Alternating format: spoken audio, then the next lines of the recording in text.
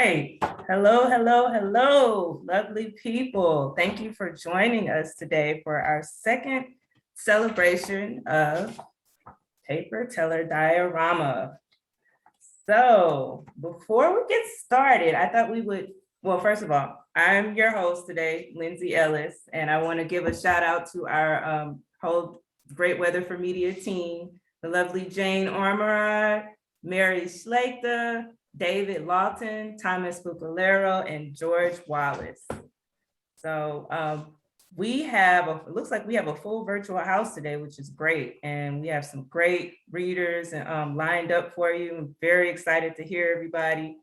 Before we get started, I actually wanted to kind of keep up with tradition for our first celebration. We actually did an exercise beforehand to kind of bless the evening or the day.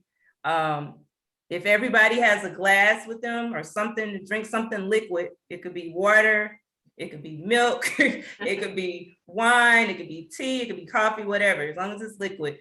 I want you to hold it up, and on the count of 3, we're going to do a collective cheers. And this is just a cheers in celebration of just getting this wonderful body of work out into the universe. So on the count of 3, I'll give you guys a little time to get ready. Make sure everybody has their cup. All right. So let's get ready. Here we go. 1, 2, 3. Cheers. Cheers. Cheers. Yeah. Cheers. Awesome. Awesome. All right. So now that we got that out the way, we will go ahead and get started. We'll jump right into this. The first reader of the evening or the day, depending on where you're listening in from, is Simon Lowe. Simon is a British writer. His stories have appeared in Breakwater Review, Firewords, AMP, Storgy, Ponder Review, Visible Ink, and elsewhere. His new novel is The World is at War Again, published by Elsewhere Press, 2021. Everybody give it up for Simon. Thank you. Thanks, Lyndsey. And thanks for inviting me this afternoon, where you are. I'm going to be reading my story, which appeared in the anthology, which is called The Boy Who Fell Off a Wall. We were the perfect couple, like Dodie and Di, Bill and Hillary, Jay-Z and Beyonce. We spent our evenings in wine bars, discussing highbrow topics like psychodynamic therapy and cabinet reshuffles. One evening, as I was speaking freely about modern urban design, she asked if I would send her a naked photograph of myself. I was surprised. What had this got to do with urban density principles? It was a most unusual request and quite out of the blue. I asked what had inspired her to come up with such an idea. It was simply that now, she believed, was the right time to get in line with the modern mores and discover the thrill of a more overtly sexualized style of behavior. It would be a good strategic play for their longevity as a couple, she said. All this intellectual posturing was beginning to create a sinking feeling she didn't like. A naked photo might bring her bobbing up to the surface again. I got the impression she had given it a great deal of thought. At home that night, instead of lying in bed flicking through advert-laden magazines about society and culture, I set about finding a naked picture of myself. I spent a few hours looking through my phone, but knew it was a pointless endeavour. Why would anyone possess a nude photo of themselves? It wasn't as if I was a life model or a striptease artist, for goodness sake. I wasn't in the habit of taking exposed selfies in the shower. I mean, if somebody was taking your picture, it would be very odd to then remove all your clothing before posing. Finding a photo and thereby moving their relationship with the times was going to be an onerous task. I had boxes of old photographs stored in my parents' garage. Perhaps there might be one in there. I woke early and travelled at 200 miles to my family home and the house where I grew up under the care of a nanny. The house where I fell off a wall and damaged my spine so that now I am badly hunched and will be for the rest of my days. My parents are retired. They are at home all the time. It's ironic because when I was growing up, they were abroad or in offices or attending functions. It was just me and Nanny Grace. They didn't appreciate the fact I hadn't telephoned ahead. It was rude of me, they said, not to give notice. In recent years, my mother has hired a cook, a gardener, and a housemaid. My arrival had not caused her any effort. It was no skin off her nose. But as she would say, this is not the point, darling. I assured them it was a fleeting visit, but I would mostly be in the garage searching for nude photos of myself. My father tutted from behind his newspaper and said it was typical, just typical. I didn't know if he was referring to my activity or something in the news. These days, my father was always tutting and saying things were typical. Retirement didn't suit my parents. They complained about the world because they were no longer in it. They told the cook, the housemaid, and the gardener all that was wrong with society. They spoke at length about how awful and unjust life was. And then they asked what was for lunch. I can remember inviting friends over to the house and thinking they might be impressed by the house, its size and grandeur, the fields and tennis court and vast empty rooms with dust sheets covering antique furniture. But mostly my friends were confused. One girl, who I liked very much, suggested I must get very lonely. I said I never thought about it. That was the day I fell off the wall. In the garage, I was tearing through boxes. Nanny Grace took lots of photographs. There were entire albums dedicated to my recovery. Me with walking sticks in the hospital gardens, me eating ice cream in a neck brace and spinal support suit, me straining to look up in my mechanical bed. Then I am out of the hospital. Now I'm hunched at a sports day, hunched at a trip to a museum, hunched at a theme park, hunched at my graduation. I remember having to hold that ridiculous hat on my head so it didn't slide to the ground. Often, Nanny Grace lay on the floor so my face could be in view. She encouraged me to smile and wrote pithy comments next to the photos. She took me everywhere. I guess the photographs were for my parents' benefit, but I have no memory of my parents looking through photographs. Not photographs of me, anyway. I go back in time, see my life in reverse. I am happier in the years before I fell off a wall. At 10 years old, I'm delirious. I give 2 thumbs up in every picture.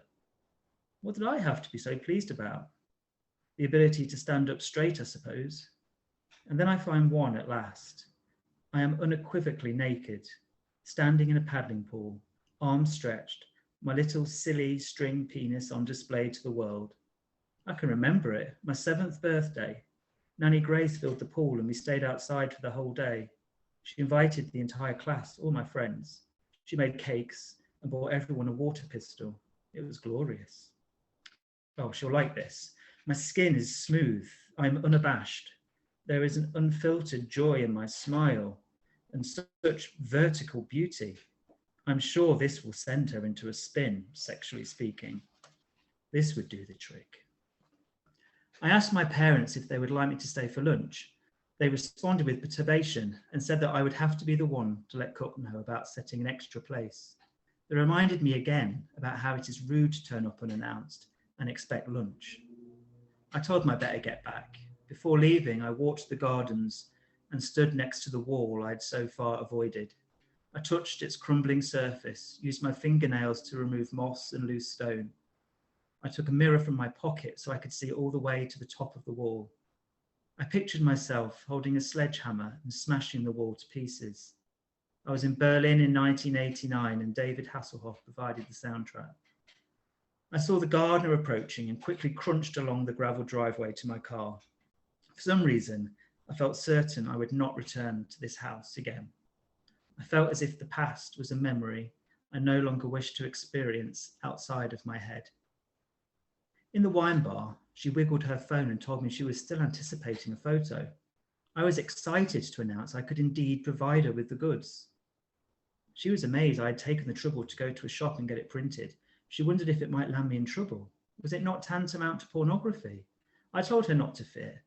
This was not a new photo. She looked quizzical, but admitted to feeling delight that I had agreed to such risque behaviour.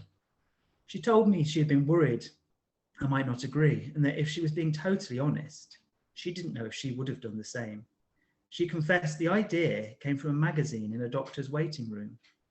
To begin with, with. She was mocking the salacious articles, but by the end, she wondered if they weren't mocking her. In any case, the magazine made solid assurances that sending each other nude photos was good for a relationship, and this was most important to her. I flattened out the photo. It'd become creased in my wallet, and I showed it to her expectantly. She was silent for a minute. She moved the photograph closer, scanning every inch of it. "Goodness," she said, as tears sped down her face. "You look so happy." It was a long time ago, I told her, and I was surprised to find I was crying too. In fact, I couldn't seem to stop. The end. Awesome. Thank you, Simon. That was such a moving piece. I love that story. Thank you for sharing. Okay, so now we're going to get to our next writer. Abraham Ahani is a writer from Lagos, Nigeria. Everybody welcome Abraham. Hey, thank you. Hi, everyone. I'll be reading my short story, Dog Founded and Dumbfounded.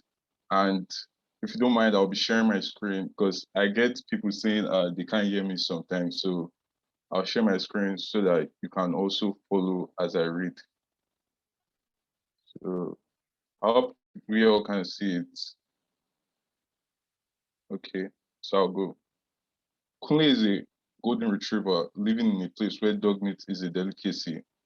His away is on death row, and any day could be his last. So when he sees a young man willing to take his life, he is dumbfounded. Humans are crazy, he says to himself, and observe the man. The young man should be in his 20s and has a diminutive stature, but the hardness in his face shows he's not one to mess around with. And if you aren't deterred by his face, his arms are well built, the kind that makes you wonder which wing of the hospital you'll be placed if you receive a blow. The man makes an effort not to cry while he untangles the rope and sets a stool directly underneath the hook. Kunle is a smart dog. He knows death by hanging.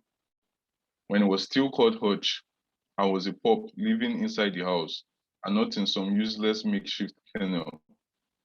His first owner was an 8-year-old girl. Her name was Gloria.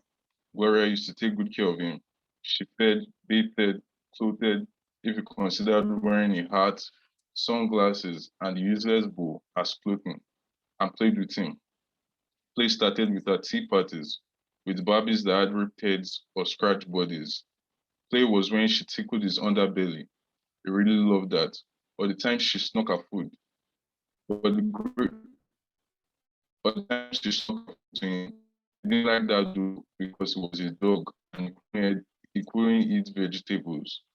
But the greatest of all was a secret Gloria made him promise. In the night, after her mom had sung some useless songs, her words, not his, and her parents were in their room, she switched on the television and they watched horror movies. Kunle whimpering with every scream, Gloria laughing with every death.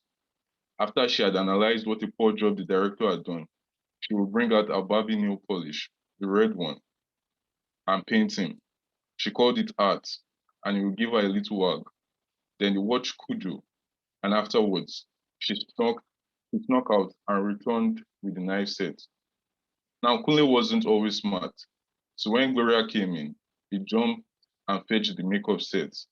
But for Gloria, horror was art. So when Kunle brought the makeup and called by her side, he had no idea what was coming. Gloria drained all the polished bottles and filled them with something new, Kunle's blood. Why paint the object when it can be the subject? She made different cuts, and when it was bleeding, he beat her hand. Gloria yelled, and her parents ran in. This was Kunle's first processing task. Parents, a screaming daughter, fresh blood, and a canine. They ran away before they returned from the hospital. The young man forges ahead in his plan. He has everything set. And Kunle is wondering where he can get a priest for the prayer. The man grips the rope and tries to stretch it. It doesn't. He checks the hook and sees if it can support his weight. Kunle gives a pulse up to this man. He's painstakingly ensuring it's a perfect suicide. He also wanted to do that after Gloria. Do you have any idea how we survived the hot days and cold nights on the street? From palatial treatment to a street dog? No, not even his fellow dogs believed the story. The style didn't roam the streets because they always had loyal owners who took care of them. Owners who fed, clothed, and painted them and drew their blood. He became an outsider from the very first day. Does this young man have any idea of what he has been through? The second owner was a bulky old man. He had passed over Kunle till he discovered that the other dogs were in worse shape than him. The man lived alone, and Kunle was called Scooby. The man was not a young horror artist who was depressed, always asking absurd questions and pulling his poor doggy ears. Where am I? What is my form? Is joy a myth or a reality? Will I be happier in my next life? Kunle wondered if dogs have next lives. He didn't wonder long because he was more concerned his owner didn't bark or feed him. He barked to gain attention, but his owner only asked more questions. Do dogs feel pain too? Can they remember their past lives? Do they experience heartbreaks? Kunle had answers too. Yes, I always feel pain over my former owner. No, I don't remember any past lives. Heartbreaks. Kunle had become smarter, and he wasn't going to wait in a stupid makeshift kennel for some dog food. But before he left the house for good, he wrote a note. For the next dog that will be here, warning, your owner will not bath, feed, or play fetch with you. Instead, you'll be thankful for your shorter lifespan. He left the kennel or returned to quickly add, and I hope you haven't suffered the heartbreak. The young man is still for a long time. Then he pulls the wallet out of his pocket. He removes a passport-sized photograph and holds a recorder. It's the picture of a beautiful young woman. Kunle still has sharp eyes and can immediately foretell the man's story. Humans, such predictable species. The man and woman have probably known each other for as long as they can remember. Best friends, probably. Yes, how cliche can they get? Schooling, live next door to each other, and threaten to kill each other a million times. Then puberty strikes, and they do not belong to the same social circles. Reality against Weirdo mostly. And they play the game, dating everybody, then finally each other. They port but pretend not to care. They snap at their parents when they ask about the other's welfare. They plunge deeper and do funny things, drugs or behind the scenes. Things continue like this till the awakening news. Awakening news because it always does the charm. Someone has a terminal sickness or lost a loved one or is going to prison or is pregnant. They talk extensively and share their woes. When it's sunset, it is always sunset. The air chills around them, and on cue, they kiss. Then they explode. For dogs, it's different. Kunle had received a challenge from his previous owner. Have you experienced a heartbreak? The truth is, Kunle has never been in love, so he was looking for the beach of his dreams, not the fake ones humans talk about, the real lovely beach. He set out each day searching. Is today the day I will find her? Will she like me? Will she notice that my fur is not bright but scarred? The day he saw another golden retriever, his heart leapt for joy. She had a friendly owner and a proper kennel too. His fantasy began. Yes, the owner will accept and take care of me and will breed beautiful puppies. Imagine her to be one of Gloria's Barbie dolls. A calls on her teaching. Stop fiddling with your bow tie watch. Behave like a proper bill. The first stupid thing he said was, "You look dogrific." He said he said more stupid things before she finally bitten her eyelid. Then she walked around him slowly, sniffing the air with her cute little nose and using her tail to swat an annoying fly. She stopped in front of him and stared. Kunle raised his ears upright. You've been on the street for too long, she said, and I think you've got the mange. I don't really mind. but my owner is very sensitive about health. Rejection made him run hard and fast. He ran for days, weeks, months, till he arrived at this place, the place where humans eat dogs, where he will be eaten, boiled, fried, and served as the main course. What a stupid fool. Where a stupid fool would cough blood continuously because he's eating an infected dog and join him wherever dogs go after death. And today might be the day. There's an abattoir nearby, and he's observed this other fool for too long. When a man wants to commit suicide, he does it alone. But this man has an audience, a dogiance. He's noticed how this dog has observed him from the beginning, and it's distracting. Every time he has climbed the stool, he finds the dog watching. For someone that just suffered a devastating outbreak, he's dumbfounded. He can't commit suicide in peace. He can chase the dog away, but he knows the moment he leaves the scene, he will lose his resolve, like she always made him do. He has made the recording, reminiscing their history and final moments before she was admitted to the hospital. Don't think about her. She told you she hates you forever. He's a coward running away from a dying patient. There's no cure, and the doctors keep counting the days to her death. He hates he has to lie, telling her she's a survivor and saying stupid jokes when he should be telling her his true feelings. But how do you tell a dying patient, your best friend, that you love her? But he did, and even felt the hard lines in his face dissolve. He looked into her eyes, waiting for a response. That response led him here. His work was almost done till this good-for-nothing dog arrived. He wonders why the dog can't take his eyes off him, and he returns the stare. Judging by the scarlet coat, it seems the dog has seen many years, terrible years. His ears are dropping, his eyes are sunken, and it's obvious he hasn't had a good meal in a while. His collarless neck reveals he has no answer. He makes a faint sound. He sounds sick. You must always remember, especially for those dealing with terminal illnesses, they tend to get irrational, but the comfort from their family and friends keeps them stable. Why does he remember what the doctor says while staring at the dog? He stares more, and the memories are flooding in like he's being injected. The memories that he's tried to bottle in a recorder are coursing through him, and lets the tears flow freely. Then the dog is gone. He runs out quickly and sees the man carrying the dog in one hand and a knife in the other. The dog is barking loudly, and you would almost think it is laughing. He doesn't care though, because the dog has given him a renewed sense of purpose, and he knows just what to do. He shouts, "Dear mister, can you return my dog? Thank you." Wow, thank you, Abraham. Everybody That give it up was for heart-wrenching. Abraham. That was absolutely heart-wrenching and well-written. Yes, definitely. We really appreciate you reading that. And then also just being able to look at the text with it, it just definitely added more texture even. So thank you.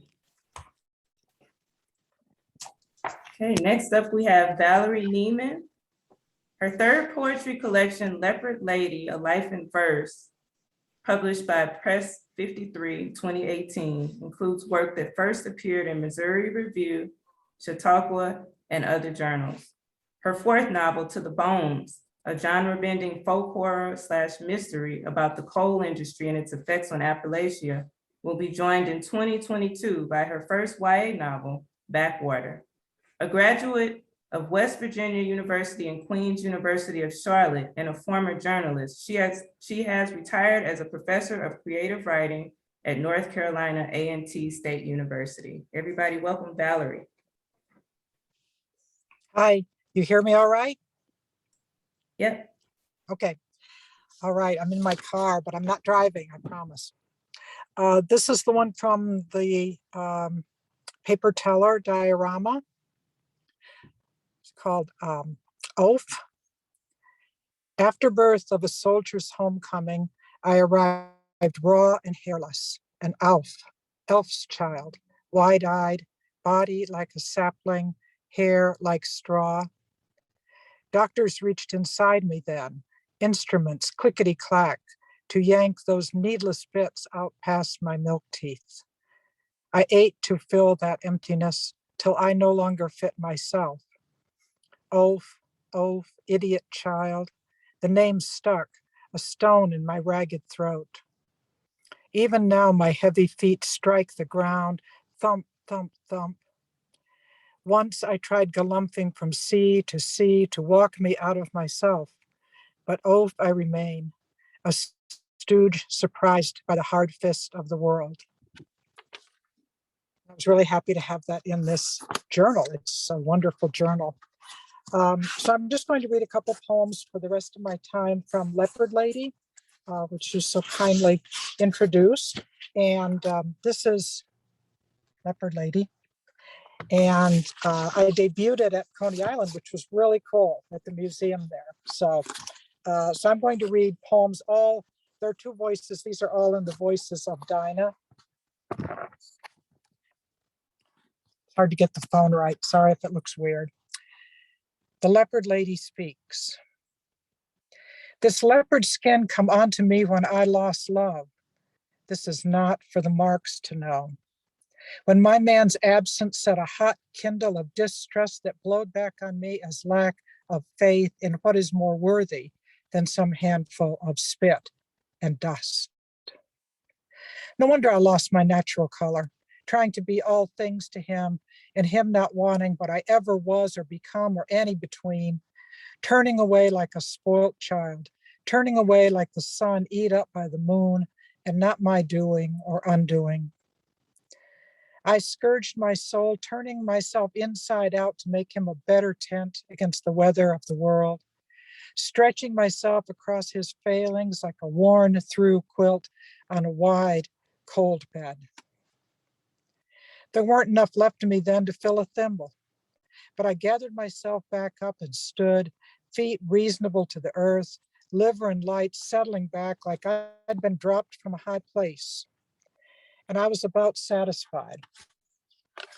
But the letting go of that man, him of me, then me of him, left me streaked, specked, and spotted like the flocks of Jacob. And I opened my mouth to say the true things that underprop the world. This collection is a novel in verse, and so it's a story set in the 1940s with a Appalachian biracial woman who is the titular character. You don't leave it on the side of the road. Only the skunk who is precious in the sight of the Almighty, for his first fingers marked its back like you'd stroke a cat's. That piss kitty just humping across the road, headed for what egg breaking or cricket hunting it does in the night. When the tire finds it and the wheel, the bump too small to be a body broken, but it was. Raises up a smell from earth to heaven like a mortal soul, clinched for the longest time to the ankle of its death.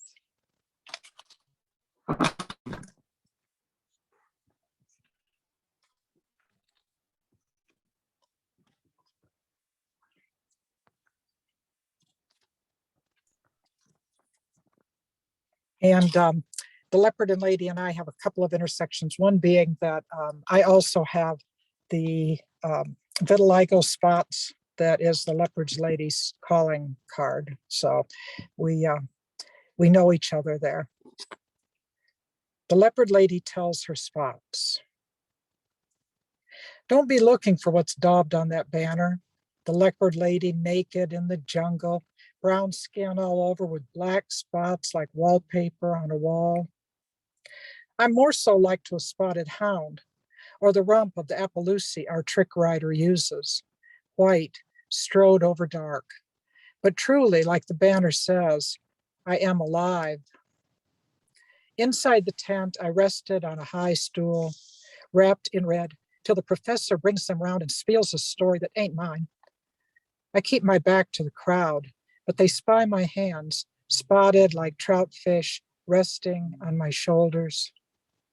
I hear them rustle and breathe, then I let the silk slide down.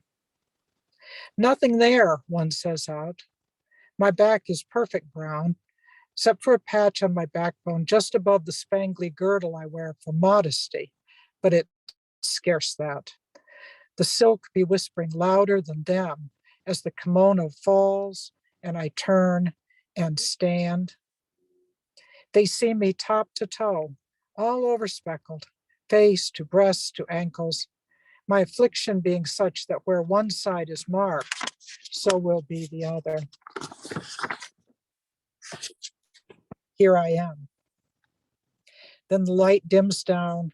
The crowd shuffles along to see the terrible snake man of the Amazon, and I gather up my red to cover my nakedness. And I'll close with the last poem of the book, which takes us to Coney Island, so in honor of New York. Ghost Riders, Coney Island Museum, 1980. Once this all was show, till Dreamland burned, Luna Park burned, Astroland, Steeplechase. Everything gone but the Wonder Wheel, the Cyclone, and the parachute jump, lonely as one tree left when a forest been laid to the axe. All the electric past gone to ash and smoke that thickens this sky.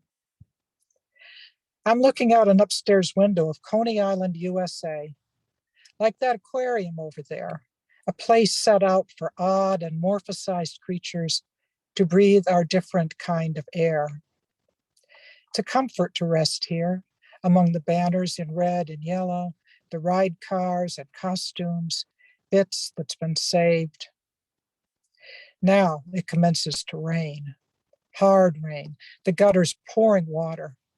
No one to ride up now on the Wonder Wheel but the ghosts of show folk, taking their ease, riding silent as kings where no living bottom presses the plastic. I see them all, Mrs. Alderia, Shelby, advanced men and talkers, freaks banished from the banner line as folks got so they weren't any more willing to consider how unlikely bodies was, even those they lived in each day. And the professor. I see dear Jonathan in his fine togs and top hat. He salutes me. Even his ghostliness is brighter than the others. Down at the edge of the beach, sand and salt keep gnawing at the other. We are none of us more than a handful of spit and dust. We live, and then we are melted into air. Thank you for making me part of this reading. Ooh, thank you for being a part of it, Valerie. Wonderful pieces. Thank you. I love your imagery and your sensory detail. Everything just seems so on point. And thank you for mixing it up for us, giving us, your prose piece and then also your poetry. Nice bit of mixed genre there. Okay, now we'll get moving to our next contributor. Please correct me, Guy. Is it Guy Biederman or Biederman? It's Guy Biederman. You nailed it. You. All right. Guy Biederman is the author of 5 books, including Nova Nights by Nomadic Press 2021 and Edible Grace by Kaiso Flash 2019. His work has appeared in publications such as Carr, Flashback Fiction, McQueen's Quinterly, and Birds Fall Silent in the Mechanical Sea, also by Great Weather for Media. A former Peace Corps volunteer, gardener, sports writer, publisher, and story midwife, Guy lives on a floating home with his wife, Phyllis, and salty cat, Pierre, and walks the planks daily. Everybody welcome Guy. Thank you very much. Thanks everybody for being here. And it's really an honor to be part of this anthology. It's a beautiful, beautiful book. So thank you. I'm going to share 3 micros. Estimated reading time is about 7 minutes. I think estimated pondering time, not much more. This one's called Sonny Rollins and Scrambled Eggs. Listening to Sonny Rollins and eating scrambled duck eggs for lunch, I witness a lipstick collision on the corner of Gate 5 Road and Bridge. Clearing my plate, I locate an errant slice of cheesecake in the fridge and do the honors. Damn, it's good with cold milk. Out the window, that collision's been cleared. It was nobody's fault. No numbers exchanged, no witnesses, except for one old dude eating cake and listening to jazz on the other side of streaked glass. And he didn't see a thing, apparently. I rinse my cup and say, Alexa, off. But she's digging the tenor sax. So I say, fuck it. And she says, affirmative. I roll on down to the Church of Lift. I do some curls, some bench, some ab work. But on the 23rd sit-up, I realized the cheesecake was a very bad idea in no uncertain terms. I call it a day, head back to the boat, feeling scrambled myself. 3 ducks float by the pier.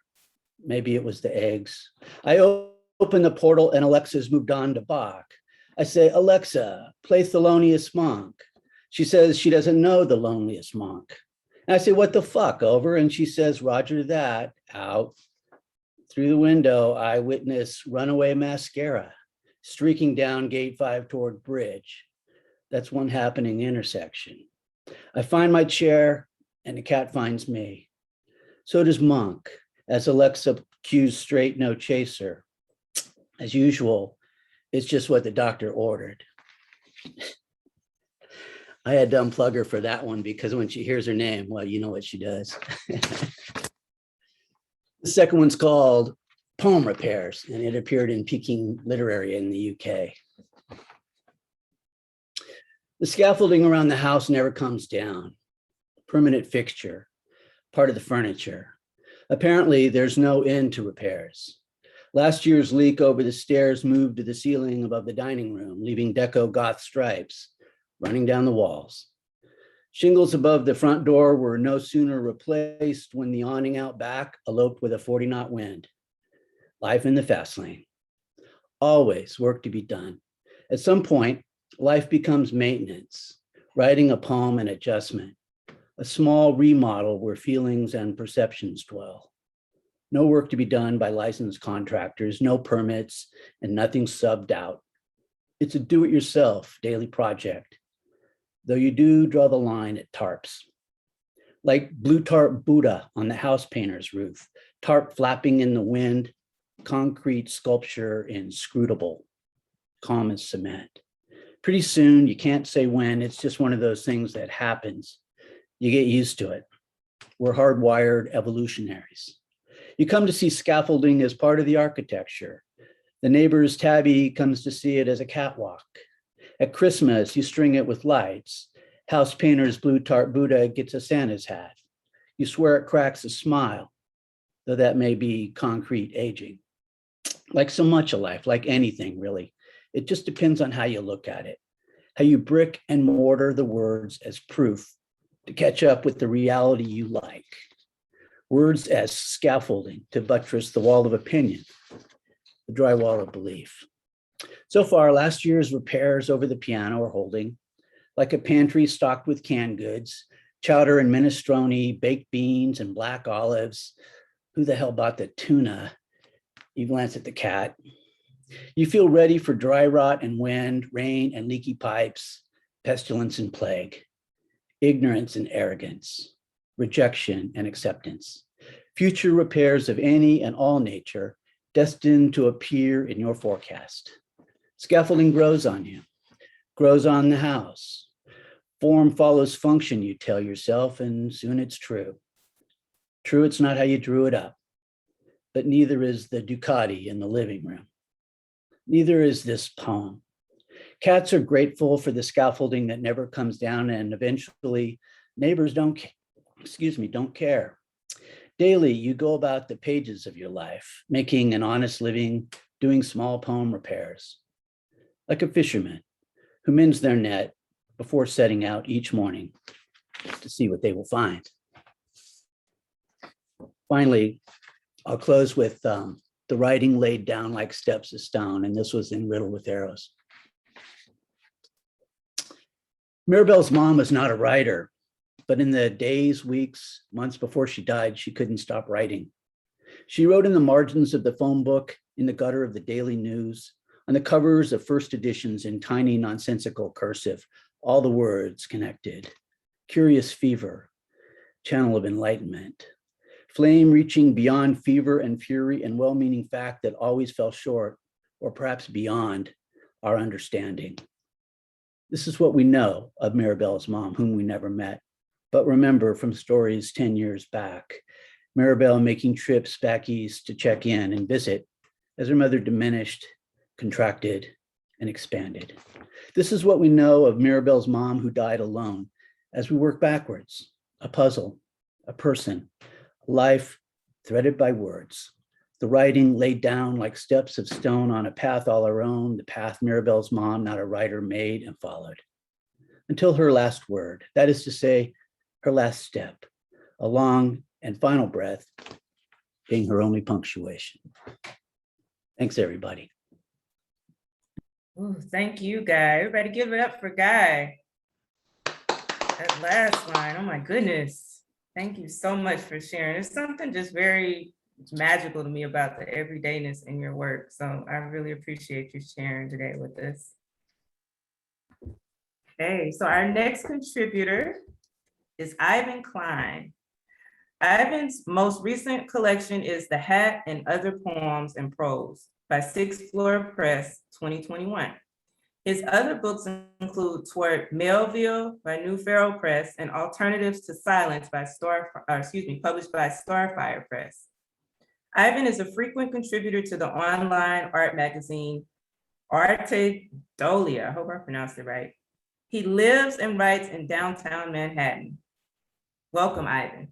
Thank you, Lyndsey. This is a piece from the anthology called Candles. It was late fall turning into the winter of 1971-72, and I was peddling incense on the street from a big wooden box painted Chinese red and carried from a clothesline rope slung around my neck, with all different flavors bought wholesale from the Hare Krishna people down in the basement of their headquarters on Henry Street in Brooklyn. Mainly Jewish kids, their faces painted with horizontal and vertical white stripes. Devotees, they call themselves, doing the business of the businessmen who really ran the joint. Tapes, books, religious paraphernalia, incense for sale. While my order was being filled, I glommed onto an open letter lying around on the subject of cornering the market on this or that in Memphis or Knoxville or someplace. As for me, I was strictly a free agent, unattached and scuffling to keep us going and buy Pampers for our firstborn son. How I managed to land on the street with my leaky boots lined with newspapers against the cold is a long, slow curve of a story, the gruesome details of which seemed to me not so important. The point was I had been so sickened of the workaday world, new father that I was, with responsibilities to wife and child, that all I could manage was that box filled with incense around my neck. I had made the box myself, painted it, drilled holes for burning 2 sticks, one at each side, and mutely embraced this humblest of fates for now. Pardon me. For history's sake, for my postgraduate education in the downness of truth, or whatever it could be called or thought of really. To this very moment, I don't have a good way to explain it, except that maybe I felt it if I just made myself dumb enough in the head, if I became a simple recording and feeling device, it would be okay in the end.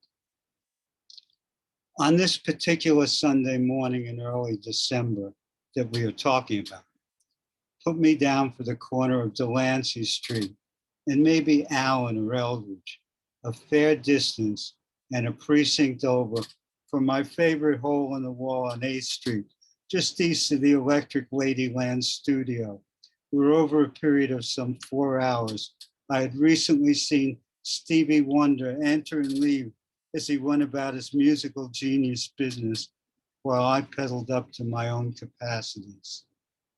There was a fat slob of a cop in the 6th precinct who had his eye out for me, who had written 2 tickets in the last week while jamming his face with pizza, and who threatened to confiscate my stuff, box and all, if he caught me selling on 8th Street again. I told him he was the only cop giving me a hard time, and that everyone else left me alone. Yeah, why's that? Because I only got this box and I'm not bothering you. The answer didn't seem to make this unhappy young officer any happier, even though it was true that most cops would just tell you to move along or ignore you entirely, unless some store made a complaint or you were conspicuously obstructing the flow of pedestrian traffic.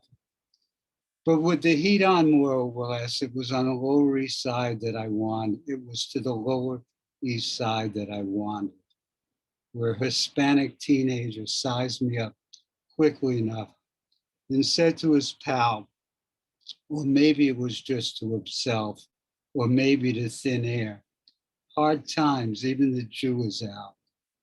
That is, by the year of his Lord in America, the Jew was expected to have shelter in an office and or position in place of some sort, and pockets full of cash for shit sure.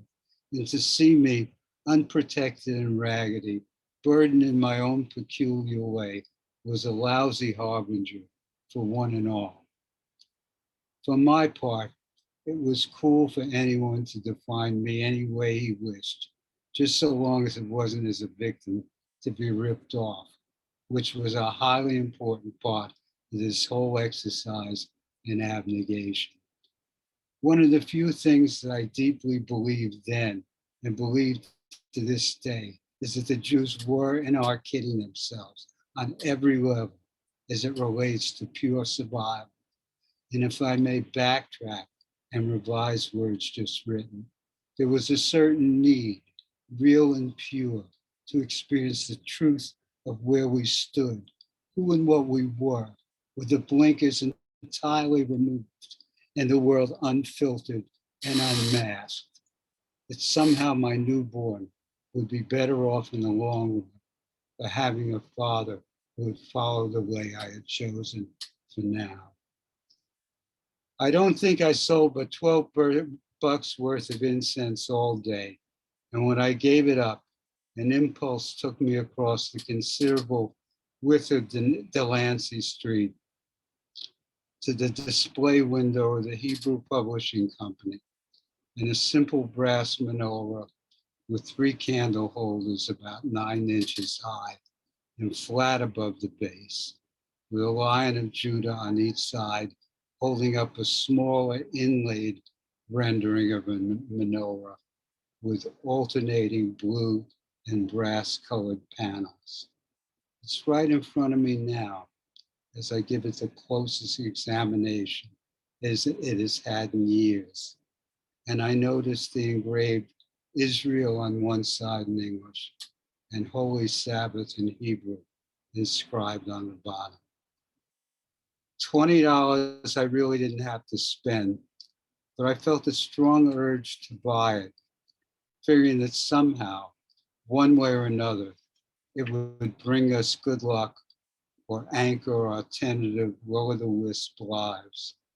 And I borrowed the money from my friend and neighbor, flush with his marijuana, hash, and opium business going pretty strong, counting on a check coming in soon for my last real job to pay him back. For whatever we were worth, it has served us up to now as it serves all Jews. When my wife and I grew apart, it fell into disuse, the spirit of the family in terrible decay. Upon our revival, it became the more sacred for having suffered neglect. With the children all grown and out of the house, and my wife making the audible invocation, I pray silently for the three of them and their spirits, and the spirits of other family members, living and dead, for the people of Israel and the people of the world, especially those scuffling to survive. And when I remember, for the spirit of my departed friend, who fronted me the few bucks needed to buy it, out of an understanding born before the first temple was destroyed, before we wandered into that terribly deceiving and uncertain exile in which we still find ourselves. Thank you.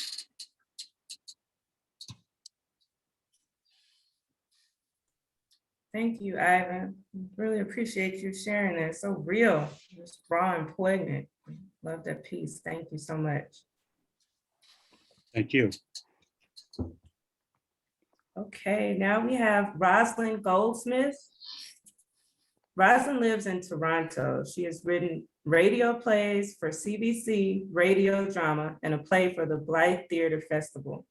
She has also translated and adapted short stories by the Uruguayan writer Felisberto Hernandez. She began writing short fiction 6 years ago, and since then her stories have appeared or are forthcoming in Canada, UK, and USA publications including Litro, Stand, Geron Review, Filling Station, Fairlight Shorts, Into the Void, and Fiction International. Everybody welcome Roslyn.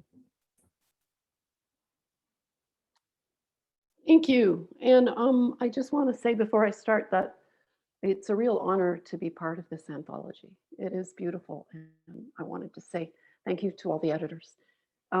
So this is the piece in the anthology and it's called The Fret. The fret had a fight with her, had her nerves in its fists. They were at the KO. It was now the horror of awkward shapes, of certain numbers that appeared to be wrong. It was the dread of losing an umbrella, a sock, the fear of someone's back turning on her, against her, the disdain, the scorn. It was the anxiety of scissors opening and nothing to cut, the terror of being alone with impossible thoughts. Why did Monica send a picture of a giraffe? What does it mean, a giraffe? Does it have some meaning she doesn't know about? It is dread of KK instead of OK, the meaning there obscure and malign, Monica. It was no fight, no flight, it was cough or jog, it was just painful enough, just nagging enough to wipe out all possibilities and all possible good. It was fear of the flagrant, the unintelligible, buttons on washing machines, the clatter of rain just before it became hail, birds singing at 4 a.m, the number 4, dismissive, almost military, a line in salute. Zeros that stared and marched by the thousands, mob mental. 0, 0, 0, 0, 0, 0, 0, 0, 0. 0, 0, 0, 0. Causes were epic, multifarious, protean.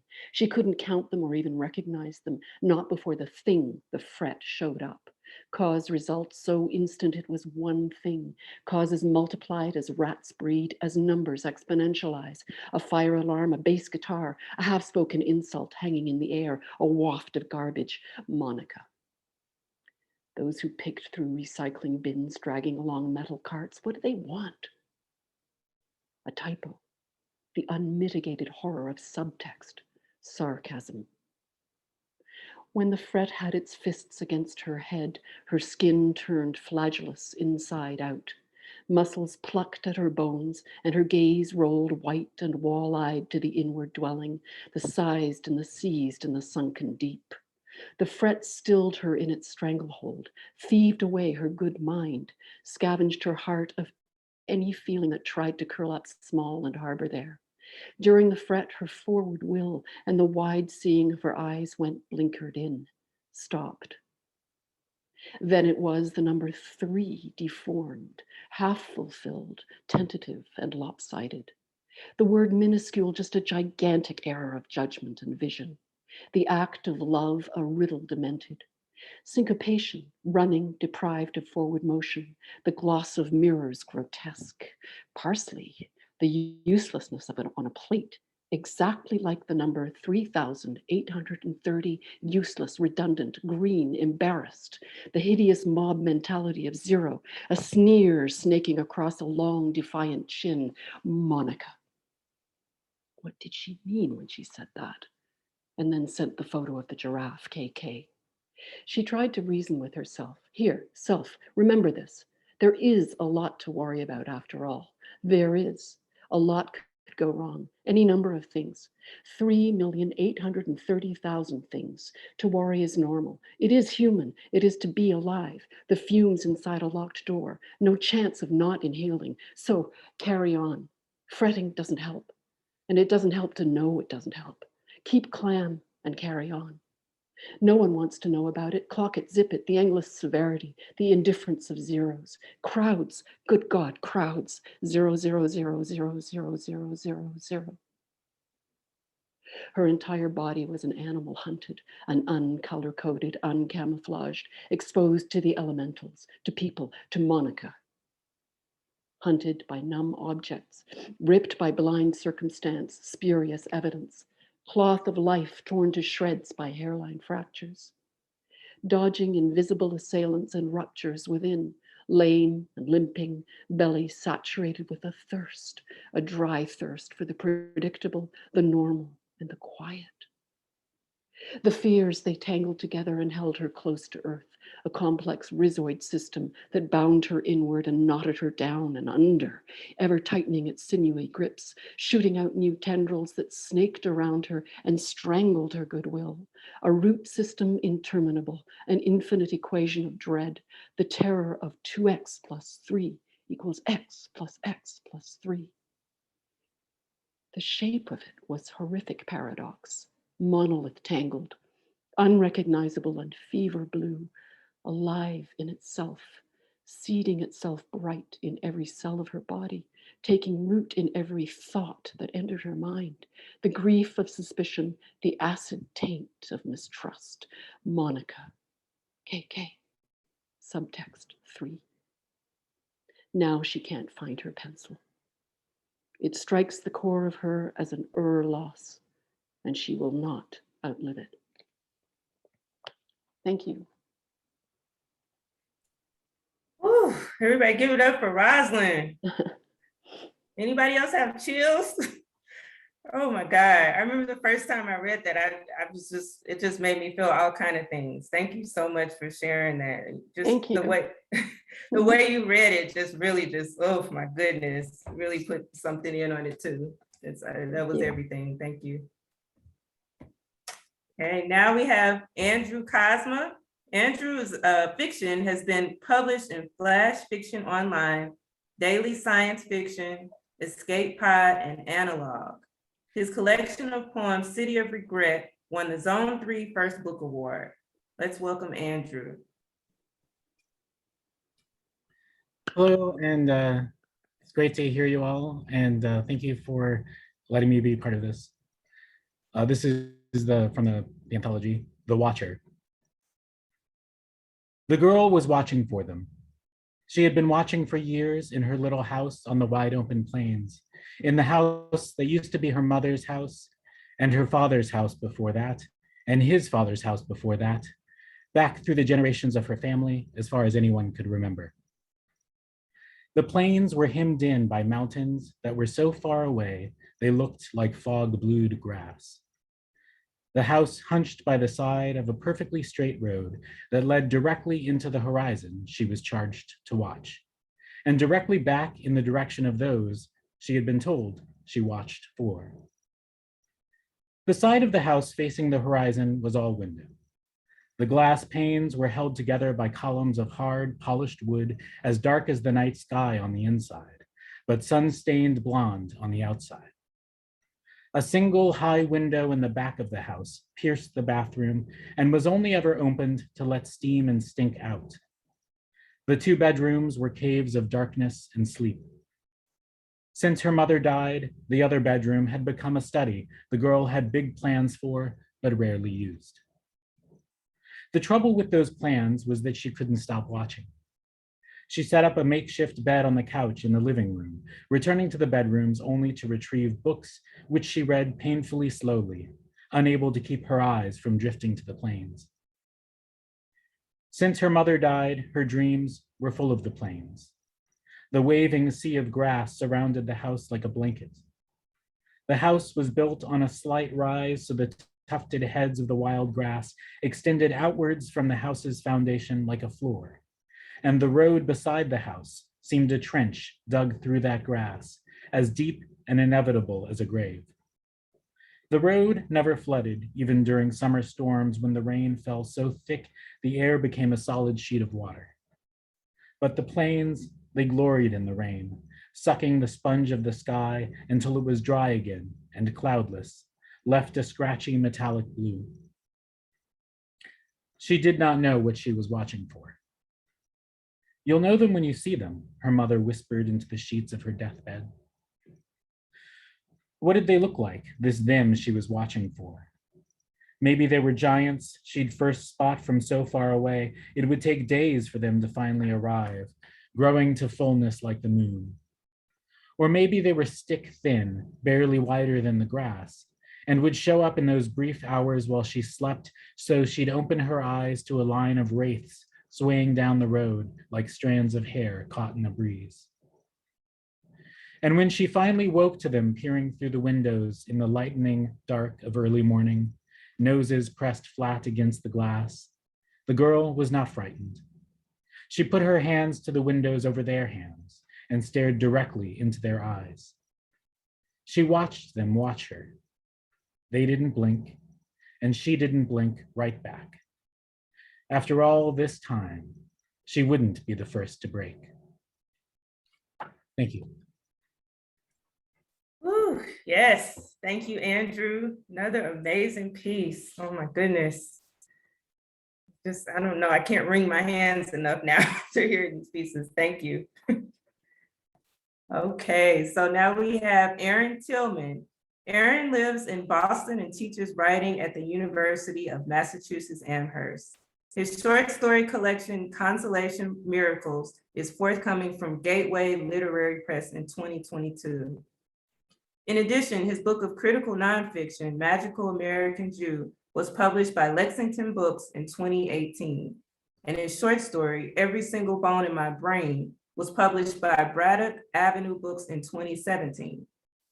Aaron has received the John Gardner Memorial Prize in Fiction from Harper College and a short story award for new writers from Glimmer Train Stories. His fiction can be found in Mississippi Review, Narrative Magazine, Upstreet, Southwestern, and elsewhere.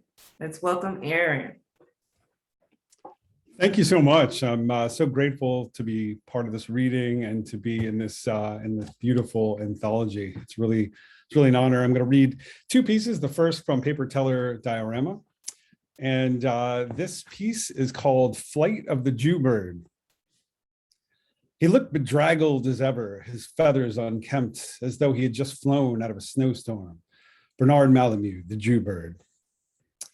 Schwartz had been harassed before, been forced to respond when assholes made fun of his beak of a nose or made him the butt of their Jew jokes or launched pennies at his misshapen head. But he had never feared for his life as he did now, never been accused of standing in the way of his nation's greatness. He had always imagined that justice and sense would rule out, that the anti-Semites and racist and unabashed bigots had had their day. History had already ruled on the matter, and he had aged out of the juvenile taunts and harassment. He was a grown man now, no longer in high school or even college. He lived in a city that thrived on diversity, but things were changing. A metamorphosis was underway. It started in the warehouse where he lost his job. Got no need for a nasal nose operations manager that won't get his hands dirty, his new boss had said, and stretched into the streets where a large man with cratered skin spat in his face as he walked home. He could have imagined the street incident as a terribly unfortunate mistake, but then it happened again, right outside the neighborhood deli that had been in existence for over 100 years, but was now closing its doors for good. Feeling as if his parents were dying all over again, Schwartz cradled the warm paper bag with a kreplach soup and corned beef sandwich that had been his comfort food for as long as he could remember, when the man who spat at him, the same wide, pockmarked face and potato-shaped head, approached with a guy just as large. His receding blonde hair buzzed to the scalp. They followed him around the corner and jumped him, battering his face and chest like they were tenderizing stubborn meat, knocking his soup into the street and stomping his sandwich to a pinkish pulp. They didn't even bother with his wallet. The next few weeks were filled with such terrors, curses and threats and shadows, both real and imagined, lurking wherever he went. He had never been beaten and chased in his life, and now it was his biggest concern whenever he thought about leaving his apartment. He barely slept and had trouble holding down food despite his hunger. When he glanced in the mirror, his terrorized state was noticeable in his face, blackened pockets beneath his eyes, onion skin stretching into the hollow of his cheeks. He stopped looking for work, was unable to pay his bills. When winter came, he seemed to shiver all the time. It was the eviction notice that pushed him back out to the streets.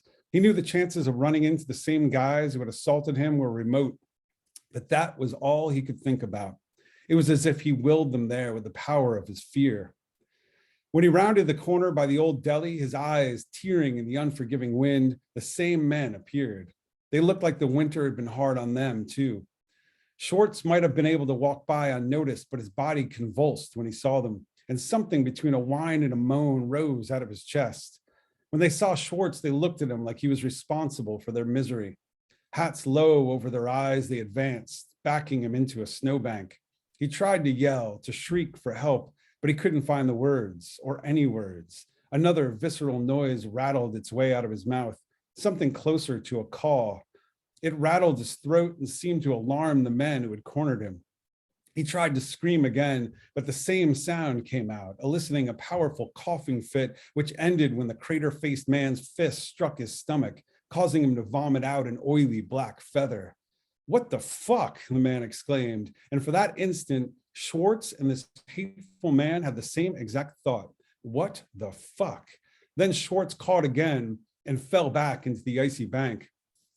Fat flakes of snow started fluttering down from the sky, which seemed to prompt the buzz bully to pounce, unleashing his violent rage in a fury of fists and encouraging his friend to join the fray.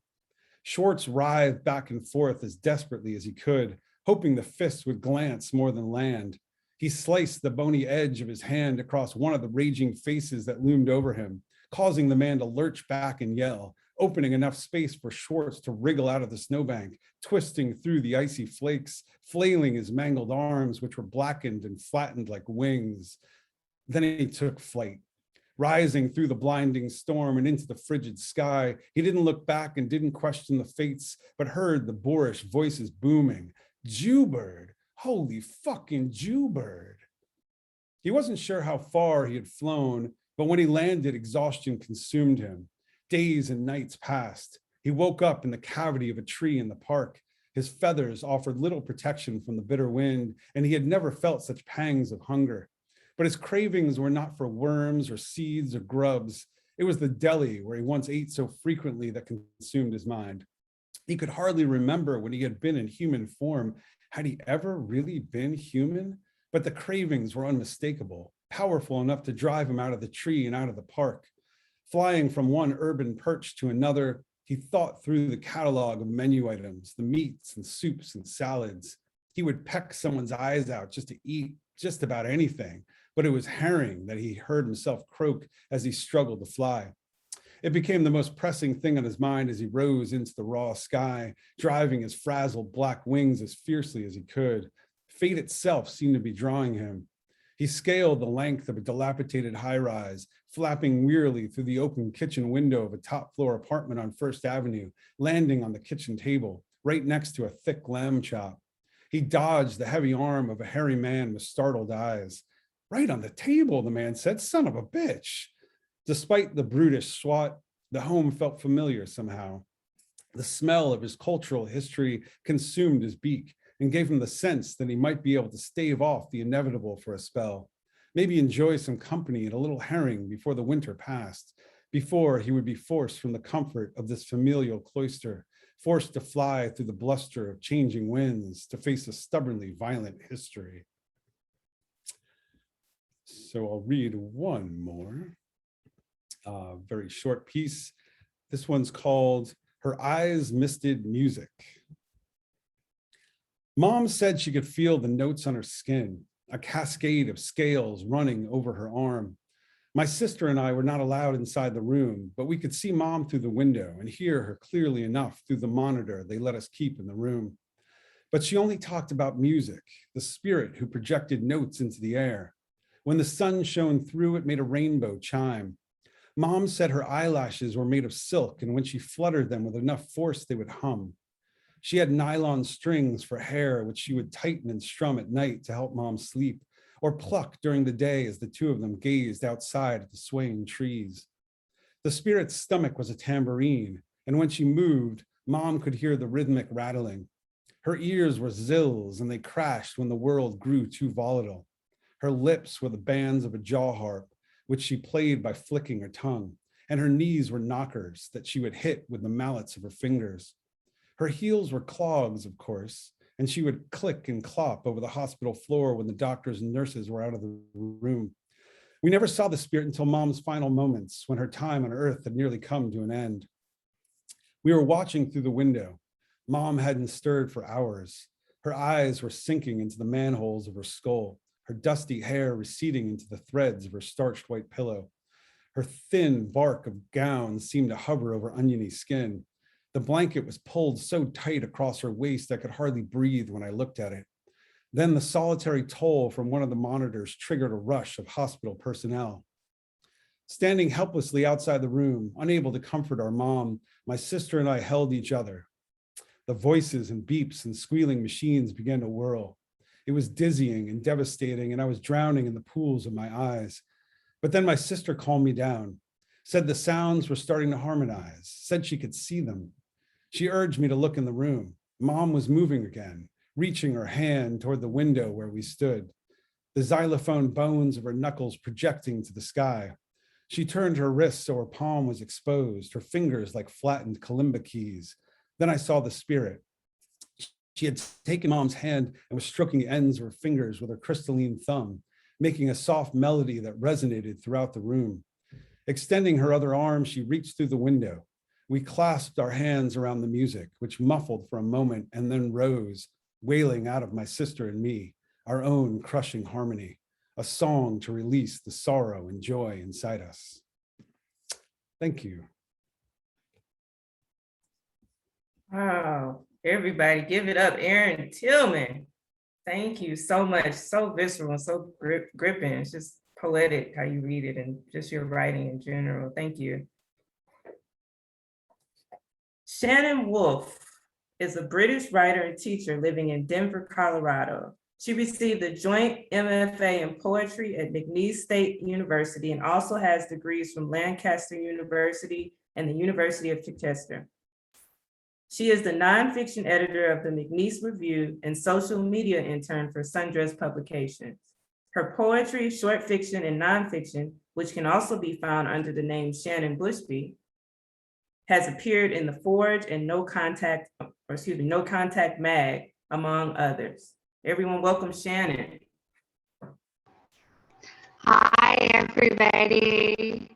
I can hear my husband clapping from the other room, which is really weird. Can everybody hear and see me before I ramble on? Yeah, cool. So I wanted to start by saying thank you so much to Lyndsey and to Jane and the whole team. It's always wonderful to work with you guys. Oh, my audio is garbled. That's super helpful. Is this any better if I slow down a little bit? That's better, yeah. Oh, cool. So first, I'm gonna start with two poems. And the first is going to be from Suitcase of Chrysanthemums, which is one of your great weather for medias from 2018. Wow, a long time ago.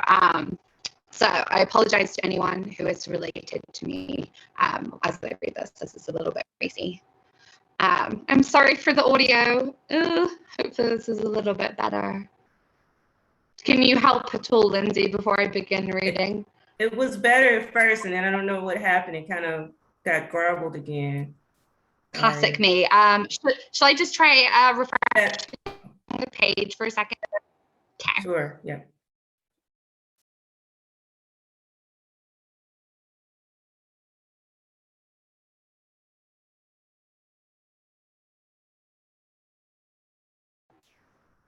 Okay. Is that any better for anybody? Much better. I'm hoping so. My ear is being a little bit horrendous today. Anyway, so this is Ode to Chicken Wings. This isn't the first version of me. This is the one not fazed by my family, not fazed by what you think about me, not fazed by misogyny. This is the version of me who smugly says thank you to my gyno when she says, gosh, you're narrow, with both my feet in the stirrups and the speculum just so. This is the version of me who would rather walk home alone from the bar and won't hold my keys like a duster between my knuckles, because the likely lads will look somewhere else when they see that "don't fuck with me" tattoo on my cheeks. There were versions of me at 14, 18, 23, risking it all for a thrill, for the cool girl affirmation for those mean girls with cars from their daddies and fake tan on their sheets that I, for some reason, wanted approval from, sleeping with the guys whom I let strangle me, and reassured when they came too quickly, men who I wouldn't care to speak to now on the street, and thinking of poor, poor Tracy, who walked me home crying this one night, walked me home and offered to buy me doner meat. This is the version of me who forgoes contacts and concealer and can't remember the last nude I sent because I'm so fucking over pretending like I'm wet when you're hard, and I don't care if you know I'm actually eating chicken in sweats and my fingers are too sticky with teriyaki to pick up your text. I'm hoping somebody heard some of that. I'm gonna try going back out and come back in.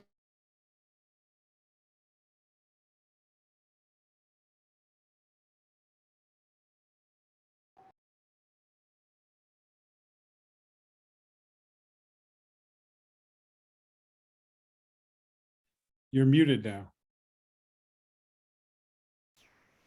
Okay, how's that for anybody? I totally apologize. I don't know why I'm having a bad sound day. Hopefully this will continue working. I don't know if it's working. Oh my goodness. Sorry, Shannon. Yes, it sounds a little. Can you maybe try with the video off? How does it sound if you keep it off? I'm sorry. Let me try video off. Okay. Okay. Is that any better for anybody? It's a little better. Video off. Okay, I'm gonna try reading just one more piece and we'll see how we go because I don't want to torture anyone. This is a piece called An Engagement, and it is written after a special test that you can do to create intimacy with people from 1997. So if you can hear me, check that out. Thank you, Jane, for the link. People might need to read that. Okay, An Engagement. We are a floating bed in a pooling of light, buoyed up by the window's whites, legs on legs, chests and thinking heads. We said all the answers, the questions torn from a page. We kissed through the paragraphs, a word at a time, and to think we could not hold a gaze for 4 minutes without making this a bed of quicksand and sinking down in it. So answer me this as you lay on my chest, widows in paradise playing so soft. Why must we go out to work when this love, it's so easy? Okay, anyone still with me? Still sound is messed up? I'm not sure. Lyndsey, should I leave it there? I don't want to torture anyone with garbled sound. Yeah, I mean, if you want to read your last piece, we would still love to hear you. We can hear you. It's just it's a little garbled, but we can make it out. Yeah. All right. I apologize, everyone. Thanks for bearing with me, everyone. Okay. And this last piece is my little prose piece for you guys. It's such an honor to be here with so many wonderful prose writers. So this is an ode to softening. Somewhere around 2007, I came home from school to find the back of my bedroom door newly bare. For years and years, a thin robe had hung, scattered in flowers, burnished white. I had taken it from my mother, and I don't know where she had taken it from, or perhaps she had bought it.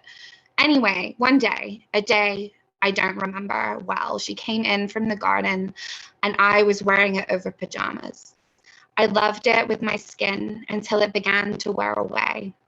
But at night and in morning and right after getting out of the bathtub, laying on the bed mostly naked, I would wear it and roll the hem of the right sleeve between finger and thumb and suck the pointer of my left hand into my mouth, an old habit I had broken in company.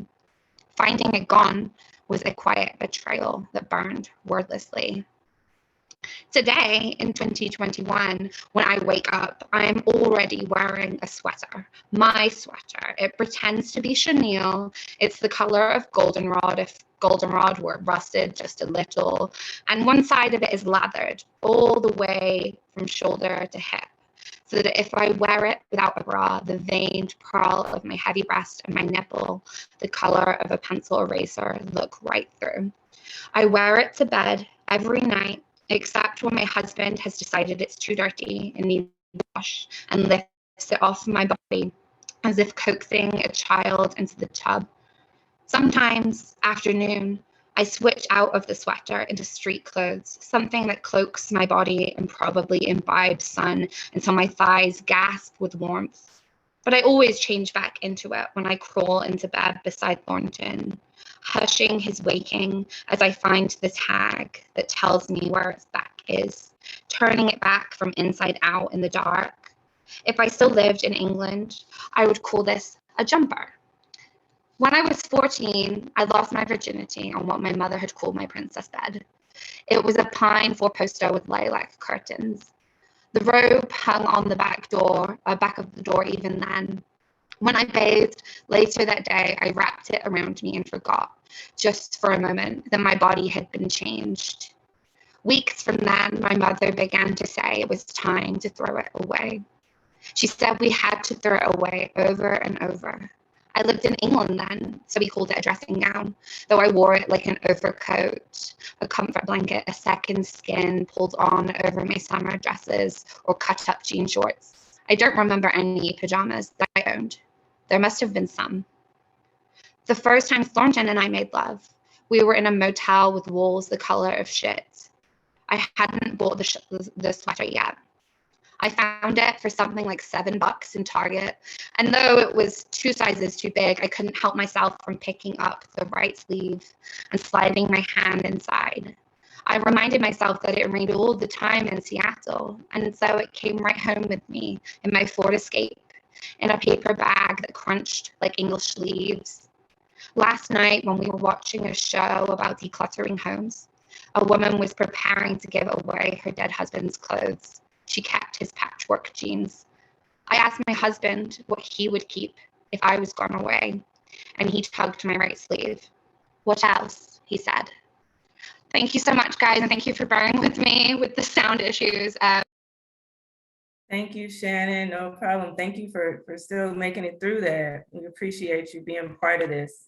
It's great work. Your level of detail is just amazing. Thank you. Okay, so now for the finale, last but definitely not least, we have Chrissy O'Callaghan, who lives in Amsterdam, New York.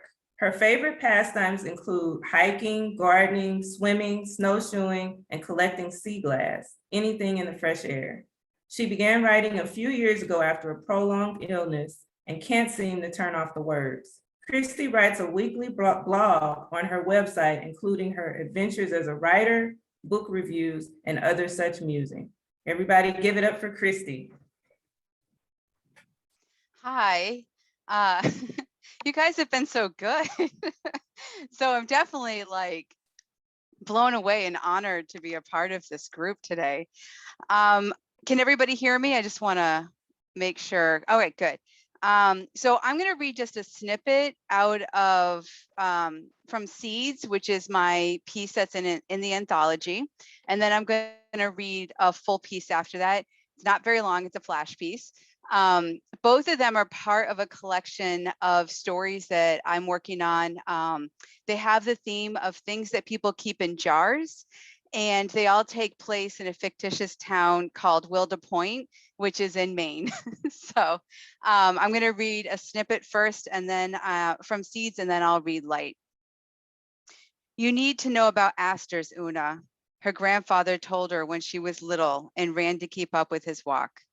They grew from stars that fell from the sky the night you were born. That's why they always bloom in time for your birthday. Can't you see the stars in their faces, like bursts of a firework? Una always leans in close to see the stars. Aster root tea is good for fever, he would always tell her as his wide wrinkled hands dug them up from their garden.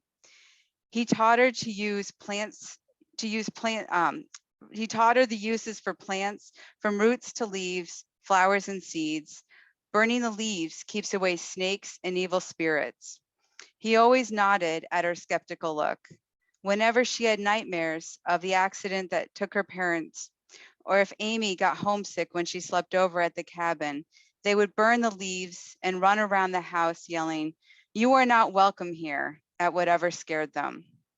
As her grandfather lay in his bed, taking his last breath, his once bright, stormy eyes turned calm and muddy.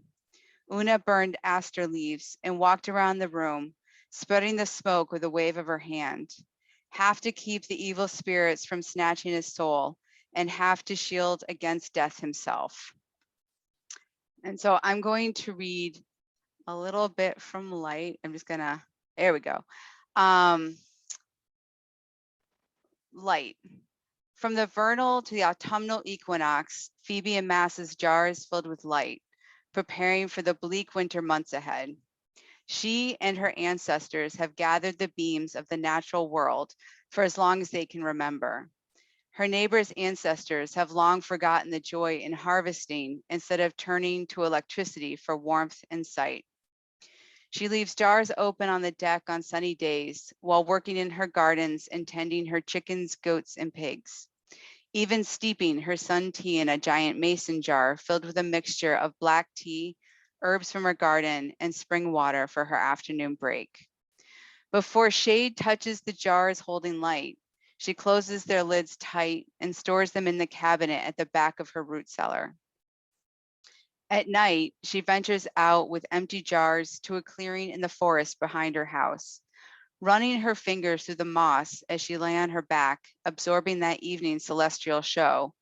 The jars sit open on a flat rock nearby, collecting beams from full moons, constellations, comets, and meteor showers, which she seals before returning home and stores next to the sunlight. On lucky nights, she captures fireflies, poking holes in their lids with a hammer and nail. As the days grow short and snow covers the leaves on the ground, she carries jars of light up from the root cellar to illuminate her house. Sunlight gives her warmth and brightness to make dinner and read a book. The stars and comets cast a calm glow throughout her small home. Phoebe gathers the northern light to celebrate the equinox. Once trapped, the reds and greens swirl both inside the jars and across her walls. If her light waxes as the winter trudges on, she bundles as best she can and wades through the snow to collect crystallized fragments of the aurora or moonlight. When friends visit, she decorates tables with fireflies that dance and blink. Luciferous combining with luciferin shine wonder and delight across their cheeks and chin. She would offer to send fireflies home at the end of the evening, but friends would always tuck their hands away like little children and shake their heads. "I would just kill them," one said. At Imbolc, the midway point between winter solstice and vernal equinox, Phoebe prepares for the blizzard of the century. She checks her animals, ensuring they're safe and warm, and secures the barn against the gales. Her shovel stands ready by the kitchen door for the several feet of snow predicted. She snuggles under her covers to listen to the wind scream through the bare trees, a jar of sunlight by her side. She wakes to a thunder-like crack in the middle of the night, but no flash of lightning.